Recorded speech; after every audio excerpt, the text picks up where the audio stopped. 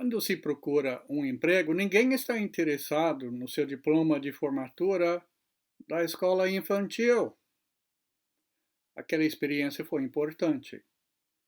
A escola infantil nos prepara para estudar mais. Precisamos de mais e melhores professores para cuidar das nossas crianças. Mas quando passamos pela escola infantil, aquilo serve o seu propósito e não se refere mais a ela no mercado de trabalho. O apóstolo Paulo, em Gálatas, capítulo 3, tinha estabelecido que pela fé as pessoas hoje recebem a promessa da bênção de Deus feita a Abraão pela fé e não pela lei de Moisés. Agora ele vai antecipar argumentos ou objeções a respeito do papel e do propósito dessa lei. Vamos fazer nossa leitura hoje por partes, vendo 3 pontos sobre a antiga lei de Moisés. Que essa lei era, primeiro, medida instruidora, segundo, medida divina, e em terceiro lugar, a lei era uma medida temporária. Gálatas, capítulo 3, versículos 19 e 20. O apóstolo Paulo escreveu assim para os Gálatas: Qual era então o propósito da lei? Foi acrescentada por causa das transgressões, até que viesse o descendente, a quem se referia a promessa. E foi promulgada por meio de anjos, pela mão de um mediador. Contudo, o mediador representa mais de um. Deus, porém, é um. Deus colocou a lei de Moisés no lugar por causa das transgressões, diz o nosso texto. Esta frase pode ser entendida de várias formas. Podemos entender que a lei veio para definir e destacar o pecado. Quer dizer, o homem precisava entender melhor o que é pecado. A lei podia ter sido colocada por Deus também para conter, controlar, tampar o pecado durante esse período importante do povo de Deus, o povo de Israel. Terceiro, a lei podia ter o seu propósito por causa das transgressões, isto é, para conscientizar o ser humano de que é pecador. Ele está sempre se justificando, sempre ignorando ou negando o seu pecado. A lei não permite isso, não. Como veio de Deus por meio de anjos e Moisés, a lei era boa. Paulo disse em Romanos 7, versículo 15, de fato, a lei é santa e o mandamento é santo, justo e bom. Então, não precisamos falar mal da lei. Tinha o seu papel, porque era uma medida instruidora para nos ensinar. Agora, hoje, já passou a época da lei. Porém, nós precisamos passar pela lei, num sentido figurativo, para termos uma noção do que é o pecado.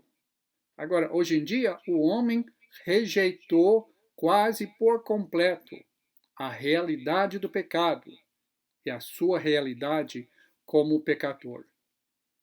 Agora, antes que possamos apreciar e entender a fé, a graça de Deus e a cruz de Cristo e o perdão que vem por meio dela, temos que ter uma consciência profunda do pecado e da nossa necessidade dessa purificação.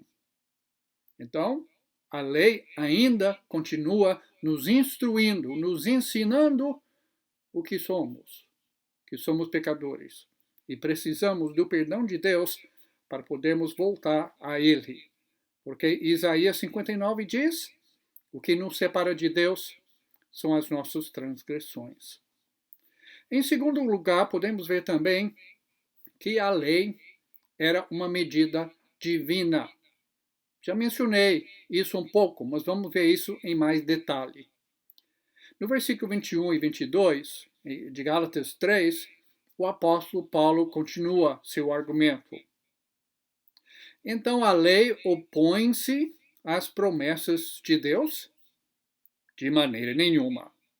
Pois se tivesse sido dada uma lei que pudesse conceder vida, certamente a justiça viria da lei.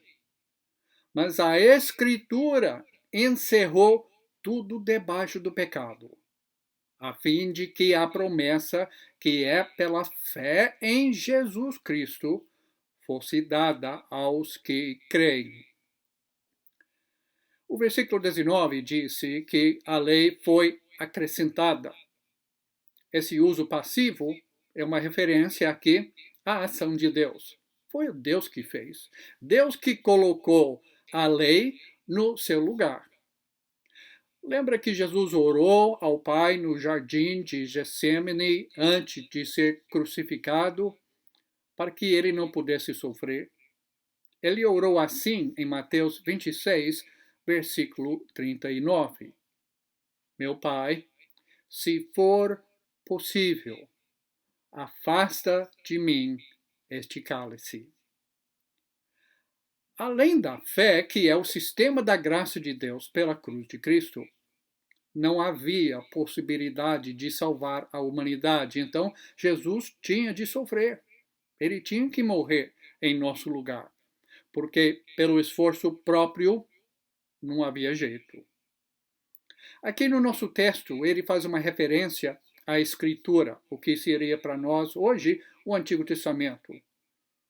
E o uso de Paulo da Escritura aqui é quase como sinônimo para a própria lei, o que derruba totalmente as pessoas que querem fazer uma distinção entre a lei moral e a lei cerimonial.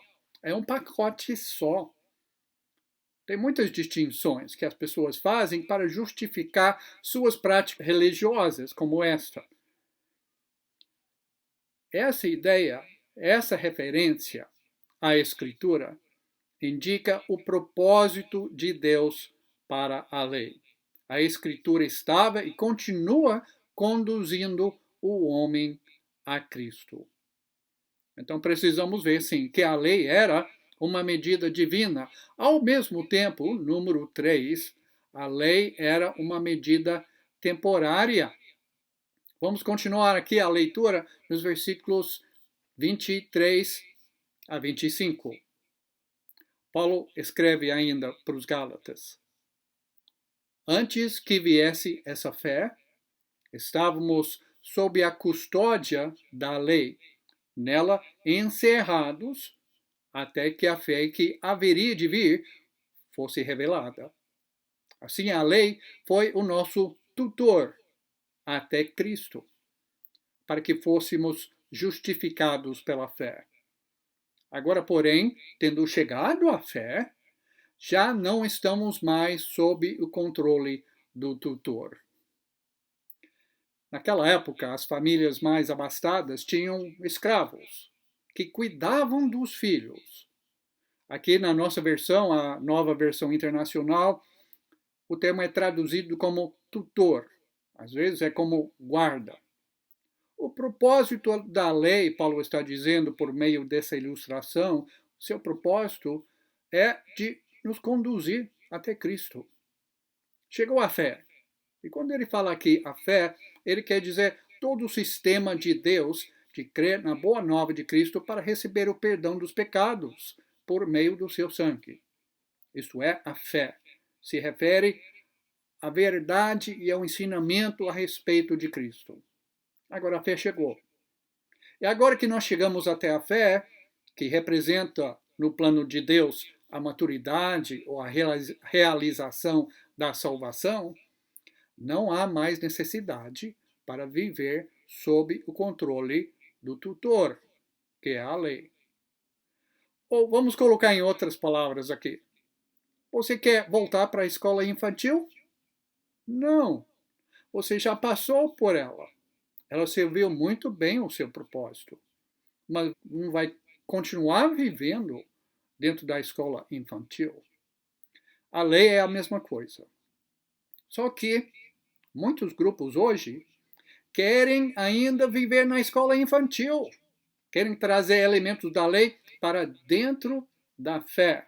Por exemplo, a observação de sábado, o dízimo, a música instrumental na adoração de Deus. Todas essas coisas eram da lei de Moisés. Não se encontram no Novo Testamento, na Aliança de Cristo. Mas ainda uma classe sacerdotal, um clérigo, separado do restante do povo de Deus. Não existe no Novo Testamento.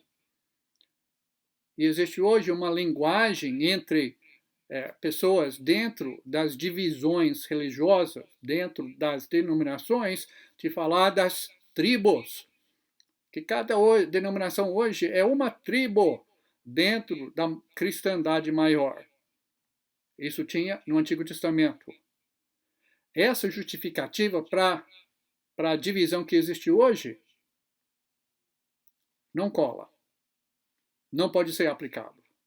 É coisa do Antigo. No Novo Testamento, na Nova Aliança, o povo de Deus tem que ser um só, como Deus é um só. Então, o que nós precisamos e o que nós podemos tirar desse texto de Paulo, vendo a natureza e o propósito da lei de Moisés? Eu tenho 5 coisas aqui para a gente considerar, em termos de uma reflexão. Número 1, vamos apreciar o que as Escrituras Sagradas querem realizar. Elas querem nos levar a entender primeiro que nós somos pecadores e que pelo mérito ou pelo esforço próprio não poderemos nos salvar. Então precisamos ler o Antigo Testamento para entender isso. E número 2, vamos sentir, junto com isso, pela lei de Moisés, que nós somos pecadores e que nós precisamos de um Salvador. Precisamos dessa consciência profunda da nossa necessidade, que nós não conseguimos realizar por nós mesmos. E número 3, que a lei de Moisés e o sistema de lei, a ideia de mérito próprio, nos faça correr para Jesus e para o sistema da graça mediante a fé obediente. Agora, número 4, também uma outra reflexão aqui. Vamos não confundir o esforço próprio com a obediência da fé. Nunca no Novo Testamento há uma desvalorização, há um desprezo pela obediência. Muito pelo contrário. Há uma distinção clara entre o legalismo, a tentativa de provar a nossa própria bondade para Deus, e a obediência aos mandamentos do Senhor no Novo Testamento, que fazem apenas o seguinte: nos colocam em posição para receber a graça salvadora de Deus. Número 5. Vamos nos concentrar na história de Jesus, no seu sangue purificador e no seu plano para a vida hoje, tudo isso revelado dentro do Novo Testamento. Anos e anos atrás, tinha uma moça, eu e a esposa estávamos estudando com ela, e ela perguntou no final de vários estudos: por que é que a gente está quase estudando tudo lá aqui no final da Bíblia? Boa observação. É porque é lá para o final, quer dizer, o Novo Testamento da Bíblia, que nós temos todo o plano de Deus revelado em Jesus Cristo. E é lá onde nós devemos nos concentrar. Vamos fazer isso. E vamos ser muito abençoados por Deus.